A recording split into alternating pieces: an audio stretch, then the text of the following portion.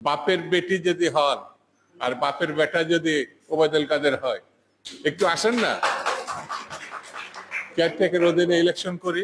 সাহস যদি থাকে তাহলে কেয়ারটেকের অধীনে ইলেকশনটা দেন না।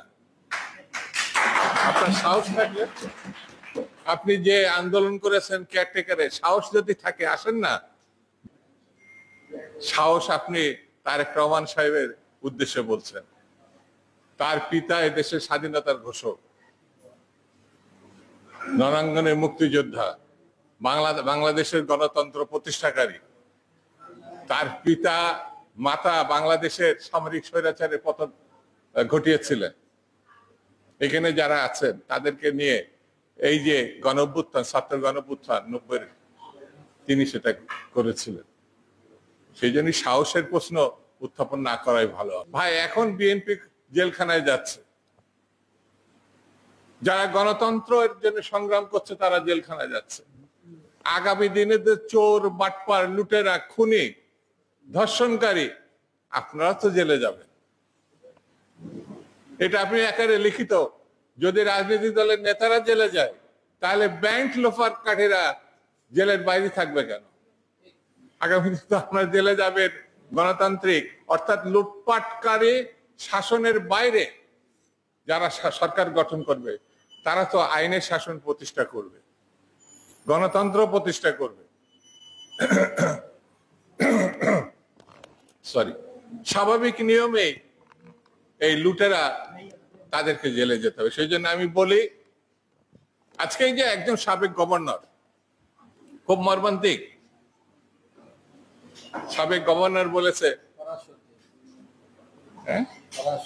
ফরাজ সাহেব এসএমএল ছাত্র ছিলেন, প্রবীণ মানুষ, চরমতম একটি সত্য প্রসঙ্গ তিনি উত্থাপন করেছেন। 1000 টাকা কৃষি ঋণের জন্য জেলে যেতে হয়। 20,000 কোটি টাকা, 20,000 কোটি টাকা, 30,000 কোটি টাকা লোপাটকারী ঘুরে বেড়ায়, জেলে যায় না। এটাই আমাদের বর্তমানের স্বাভাবিক চিত্র। দেশনেত্রী বেগম খালেদা জিয়া এই দেশে এরশাদ বিরোধী আন্দোলনের মহানায়ক। তিনি আশার আলো, দক্ষিণ পূর্ব এশিয়ায় নয়, সারা পৃথিবীতে তিনি গণতন্ত্রের মাথা হিসাবে পরিচিতি পেয়েছেন। আপনি তাকে মিথ্যা মামলায়, এই সরকার তাকে দণ্ডিত করে, শুধু দণ্ডিত না, তার প্রাপ্য জামিন না দিয়ে দণ্ডকে দ্বিগুণ করেছে। এখন তিনি কারাগারে আছেন। অসংখ্য মানুষ, আমাদের অ্যাক্টিং চেয়ারপারসন, যিনি গণতন্ত্রের জন্য তার জীবনটাকে উৎসর্গ করেছেন, তিনি লন্ডনে থেকে এই দেশে আসা, তিনি নিরাপদ বোধ করছেন। বা এই যে মাঝে মাঝে বলে সাহস থাকলে, সাহস যদি থাকে তাহলে কেয়ারটেকের অধীনে ইলেকশনটা দেন না। আপনার সাহস থাকলে, আপনি যে আন্দোলন করেছেন কেয়ারটেকারে, সাহস যদি থাকে আসেন না। বাপের বেটি যদি হন আর বাপের বেটা যদি ওবায়দুল কাদের হয়, একটু আসেন না, কেয়ারটেকের অধীনে ইলেকশন করি। সাহস আপনি তারেক রহমান সাহেবের উদ্দেশ্যে বলছেন। তার পিতা এদেশের স্বাধীনতার ঘোষক,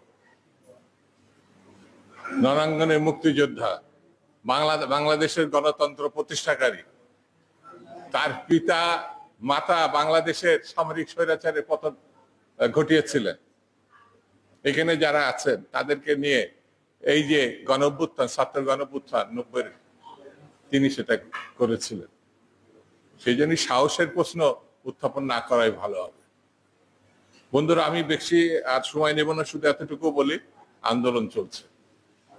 এই আন্দোলনের মধ্যে দিয়ে বাংলাদেশ এসেছে, এই আন্দোলনের মধ্যে দিয়ে গণতন্ত্র এসেছে, এই আন্দোলনের মধ্যে দিয়ে আমরা ফ্যাসিবাদকে পরাজিত করব। এর কোনো ভিন্নতা নেই। আসুন সবাই ঐক্যবদ্ধভাবে নেত্রীর জন্য, নেতৃবৃন্দের জন্য, যারা কষ্ট করছেন, জেলখানায় আছে, আমরা এক জায়গায় দাঁড়াই, রাজপথে নেমে আসি। এই আহ্বান জানিয়ে সবাইকে ধন্যবাদ জানিয়ে আমি আমার বক্তব্য শেষ করছি। খুদা হাফেজ। বাংলাদেশ জিন্দাবাদ।